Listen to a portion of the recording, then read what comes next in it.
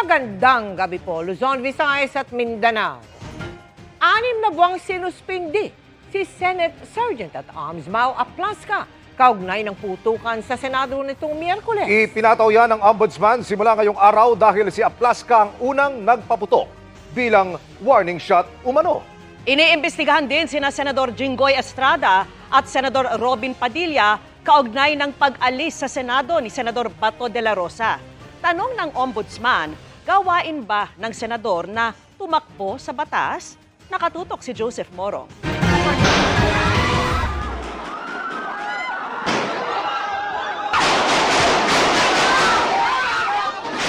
Matapos ang nangyaring putukan sa Senado noong Miyerkules, sinuspindi muna ng Office of the Ombudsman si Senate Sergeant at Arms Retired General Mau Aplasca. 6 na buwan siyang nasa preventive suspension habang gumugulong ang investigasyon ng Ombudsman sa insidente. Pero ngayon pa lamang sinabi na ni Ombudsman Jesus Crispin Remulla na hindi palalampasin ang ginawa ni Aplasca na unang nagpaputok. Sino siya? Anong karapatan niyang gawin yun? Diba? Mas mataas ka sa law enforcement. Sino ka? Not even the president will do that. When you try to be above the law, then you have a problem. Hinihinga namin ng reaksyon si Aplasca, pero tanong ni Senate President Alan Peter Cayetano, bakit si Aplasca lamang ang suspendido? Suspend also the NBI director because he is more a suspect than General Mau dito. Sa kwento kasi ni Aplasca, nagpaputok siya ng warning shot sa mga NBI agents dahil hindi umuno sumunod sa kanyang direktiba na ibaba ang kanilang mga armas. Paliwanag ng Ombudsman, hindi naman parusa kay Aplasca ang suspensyon. Layo nitong ma-preserve ang mga ebidensya gaya ng CCTV footage na hawak ng Senado. Ang NBI naman pinag-aaralan kung pwede nilang kasuhan si Aplasca. Law enforcement officer po yan sa security personnel eh.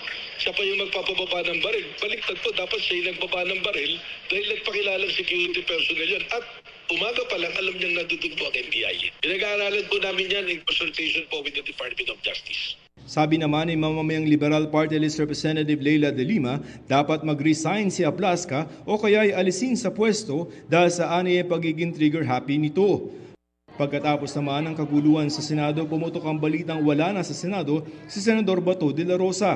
Iniimbestigahan rin ng Ombudsman kung palabas lamang ang nangyari sa Senado. There are allegations na ito ay ginawang moro-moro, scripted.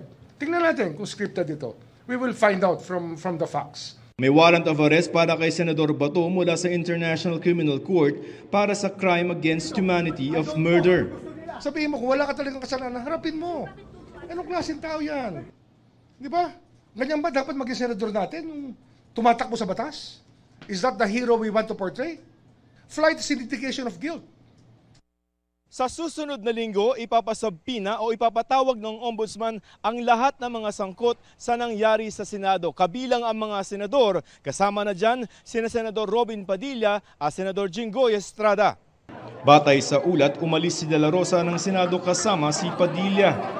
Kasama siyempre si Senator Robin Padilla at hihingi natin ang bersyon ng pangyayari sa lahat.